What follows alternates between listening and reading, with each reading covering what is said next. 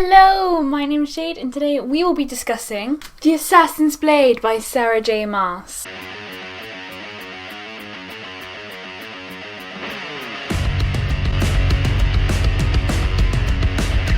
This is a prequel novel, essentially. It's a collection of novellas that take place before the Throne of Glass series. This is longer than the first two books in the Throne of Glass series. The way the stories, they take place in chronological order. They're formatted in chronological order and they all kind of link together. I'm sure you could just read one or two of them, but really to get the full arc of the story you need to read all of them. And so kind of reading them in succession like I did, it does feel like you're reading a prequel novel in a lot of ways. I mean, they do feel like short rounded stories, and it does, I think, make it a lot faster and easier to read than if you just had like a prequel novel. And it does have that kind of novella. We're just getting like a snippet of what happened before, feeling like I don't think we go crazy amounts of depth like you would in a novel, and I really liked that aspect of it. It gave it like a fun, playful nature. And so I ended up enjoying this much more than I anticipated. I read Throne of Glass in 2016, I believe. I remember bits of it, but I don't remember it properly. So going into this,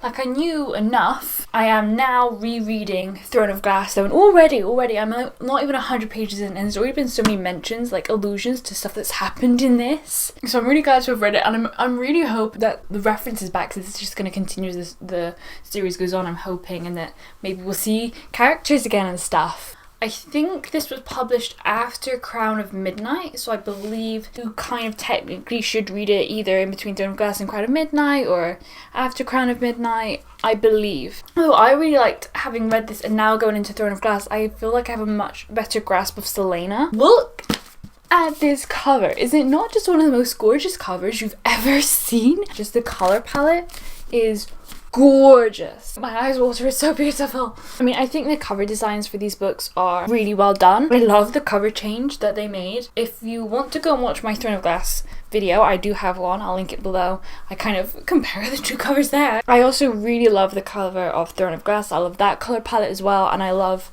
like these two images of Selena. I own the second and the third book and they're not as beautiful, I don't think. I mean, I still think they're cool covers, but I do prefer these two first ones. I think they are beautiful, but then I like these color palettes and I like the outfits that she's wearing, and I love how you have the back of her, a dress of hers on the back, and the font, it like looks gold, but then there's like purple in the middle of the gold. Like the gold is just the outlining. They're gorgeous. It's gorgeous. I love this cover. It's one of my favorite covers that I own. I think that's enough raving about the cover, and I think I should go to the non-spoiler section. If you've not read The Assassin's Blade, then I recommend you leave now, because I'm about to talk about all the things that happen in those. Cool. Okay, so the stories, they start off kind of fun. I was reading the first one, I was like, well, yeah, okay, this is fun, I guess. The first one ends up being really important to the rest of them. Not so much the second one. I don't think the second one is very short, and I do think that one probably just more so for funsies than anything else. Although I would really like to see the character come back in later books. I think that is a possibility, because A, we don't spend as much time with her, B, like, she's a healer and she uses magic, Selena helps her. I can see us running into her again. And then as the stories go on, they get more and more important to like her character. So the first story is the assassin and the pirate lord. This whole time she's coming up with this plan to free the slaves, which she's already mentioned in the beginning of Throne of Glass. I was just so worried about her defying Arabin. I was like, well, you're gonna be punished. I guess she didn't even care, because she just needed to free them. Selena is so inherently a good person, which is so interesting because it contradicts so harshly to her being an assassin. I did kind of like wonder what Arabin's plan with the slaves were. Like, maybe he wasn't even going to profit off of them, or maybe he was going to free them himself. Like, I was wondering if we were judging him too harshly. I don't think we were, obviously, now in hindsight. Obviously, we are introduced to Sam, who I remembered his name from Throne of Glass, so I was prepared for the romance there. And in this one, they kind of still hate each other. I didn't see what flicked for them to now be in love or whatever. Sam, I guess, has always loved her, but I didn't really see what changed for Selena for her to them have feelings for him. They wasn't paying enough attention. Maybe it's just the near-death experience. Maybe it's when they opened up on the beach. It just seemed to happen fast. Then we have the assassin and the healer. I think there's a pretty hard theme drawn into this one of women protecting themselves and kind of the dangers, I guess, of being a woman alone at night. I love that Selena helped Irene. I really liked Irene herself. I think she's got a lot of potential to be a really interesting character, and so I really hope we see her again. And she listened to Siba, the goddess of healing, and she referenced to something that at one point, like, they couldn't heal anymore, and it made it sound very much so like she had magical abilities and then they'd gone away. We learn a lot more about the geography of the continent. I think in this one, like I said, I don't remember Throne of Glass. That's one of the things I didn't really remember. We go more all over the place in this one than we do in Throne of Glass. In Throne of Glass, we're just kind of stuck in the castle. And this one I think was so much fun because we're going all over the place. I loved that, like, adventure feel to it, and I'm really excited for in the rest of the series for us to get out of the castle and start going back all over the place. So then we have the assassin and the desert. It was really hard hearing about Arabin punishing her, the way they had to hold Sam back. It was painful to read. Ansel's already been mentioned in Throne of Glass as well. I liked their friendship, and Selena kind of talked about how she never had a female friendship before, and so I think that was good for her. She talks about an Iron Teeth clan, suggested that they eat children. I don't know how much of her story was real though, because come the end, a lot of it seemed false. So I wonder if that was real, if Iron Teeth clans actually exist, like these women with like sharp teeth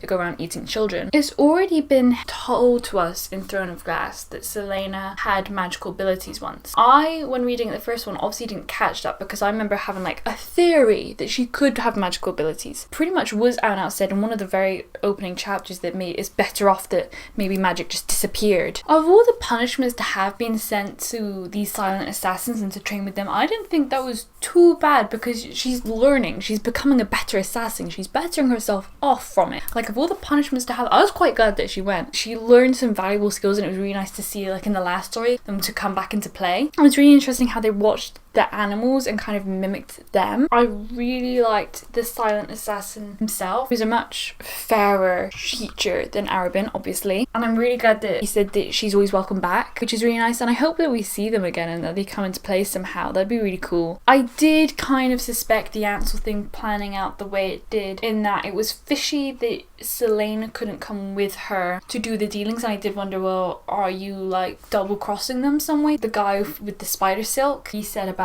there's rumours of like a spy, a double agent. The timing was right to connect it to Ansel. I wasn't shocked, I was more so just saddened and angry when I found out that she had betrayed them. And it is quite sad the way it panned out with her boyfriend. I did really enjoy the story actually. I think it's one of my favourites of the collection.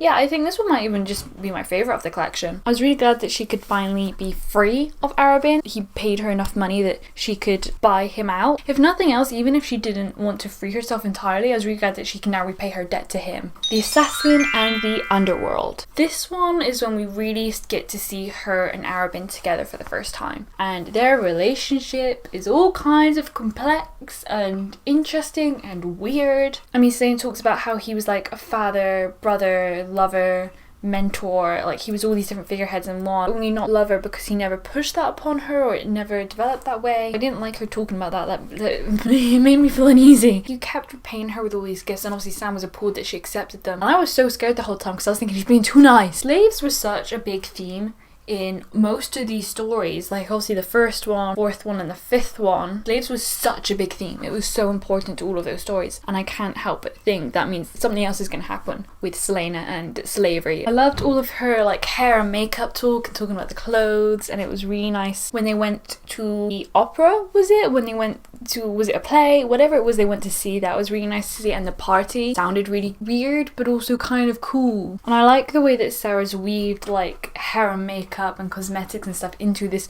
high fantasy medieval-esque world. It's so cool. It was really nice to see the flirting between her and Sam, like, when they were at the opera for play thing, whatever it was, and he like whispered right as it started. It was so cute. I really liked Sam. It was really scary when she was trapped in the sewer. She'd never given much thought to how she'd die, but drowning somehow felt fitting. It was a river in her native country of Terrasen that almost claimed her life 9 years ago, and now it seemed that whatever bargain she'd struck with the gods that night was finally over. The water would have her one way or another, no matter how long it took. And so I can't help but think this will probably come up again. Will she really drown again? Will she actually drown at some point? I really love their suits as well, their black suits, and how she put the spider silk in Sam's suit. Arobin low-key betrayed her. Princess of... oh, it began with an N. He now in fact has the resources to build the road and let slavery commence, and the guy that she killed actually was anti-slavery. Arobin did this, I guess, because he lost out money the first time she set all those slaves free, and so now this is a way for him to remake that money that she'd lost them. A way to reinforce in Celaena that he is the boss. What he says will go, you don't undermine him. I knew he was being too nice. She repays her debt, and she repays Sam's debt. The fact that she sold the horse. I love the scene where they ran away with the horses. I guess they didn't really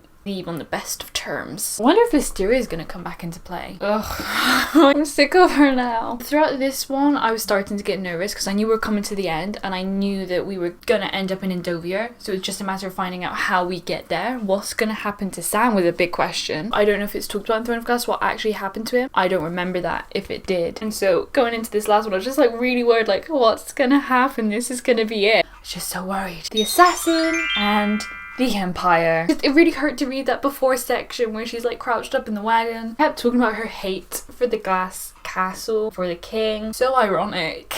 Arobin infers that Sam won't like where Celaena come from. I don't know if people know that she's from Terrasen, and she has this like dark burden, this secret that she can't tell Sam. I don't know if they discuss it in Throne of Glass at all. I'm assuming it's her magical capabilities. I can't see what else it would be. So Sam takes this deal to kill like the two big bads, and he refuses to do it together. Even Arobin warned her against them. It just felt uneasy the whole time. They should have done it together. They should have done it together. They should have done it together. They should have done it together. Why was he so insistent to do it alone? Like, he must have logically known that doing it together was the safest option. I know Sam's a great assassin and all, but I'm pretty sure Celaena's a better one. Like, she's his prodigy for a reason, and I'm pretty sure they talked about the first story when they still didn't like each other, about how every time they sparred she would always win. So why would you not let Celaena, if nothing else, help you take him out? And obviously he dies, and it was really hard reading about his tortured body and thinking about what could have happened to him and being in Celaena's head in that point, because this is like the first person she'd ever really truly loved in a long time at least. So I don't know. When you talk about her family too, I wonder if she can remember them. What was her life before she was found on the river? I don't think it's ever mentioned. Ooh, interesting. And they didn't feel like they were being careful enough the way they kept watching him.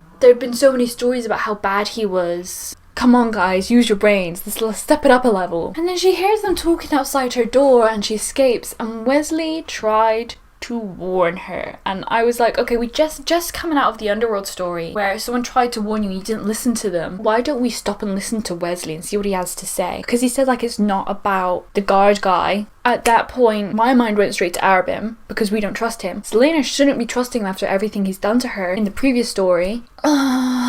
She goes anyway. It's cool. It was a trap. I wonder how long Arobin had that set into play. If he had that set up pre-warning her about them. I wonder even so far if he was the one that set it up, giving them info maybe on about when and how Sam plans to attack. And then also he very well set up for them catching Celaena. He doesn't like to share his things. Celaena keeps hinting that she can't think it. And she's mentioned it again in this one, how she's been betrayed, and she can't even think about how it could possibly be Arobin. She doesn't say the name, but that's what we're all reading. I really hope he comes up. Can't see how he can not come up. We need to kill him. We need to kill him. I'm excited to see that play out. And then we end with the beginning, and it's her going into Endovia, and she's whispering. My name is Celaena Saradothien, she whispered, and I will not be afraid. Celaena Saradothien lifted her chin and walked into the salt mines of Endovia. That hurt my heart. And in the opening of Throne of Glass, she's still saying it. She's still saying, I will not be afraid. To think how different it could have played out if he just accepted the help. He just used his head instead of, what was it, pride? Or because she was paying for everything? Why was he so insistent? As a whole, I'd give them like an 8 out of 10. I'm sure as the series goes on, the relevancy of them, the meaning behind them will sink in more and more, and I'll appreciate them more. I love Celaena so much. I think she's such a great protagonist. Yeah, I think that's everything. Thank you so much for watching. I hope you have an awesome morning, afternoon, evening / night. My name's Jade. I hope I see you again next time. Goodbye! Oh, they're not. Ow. I always end up with mascara under this one eye.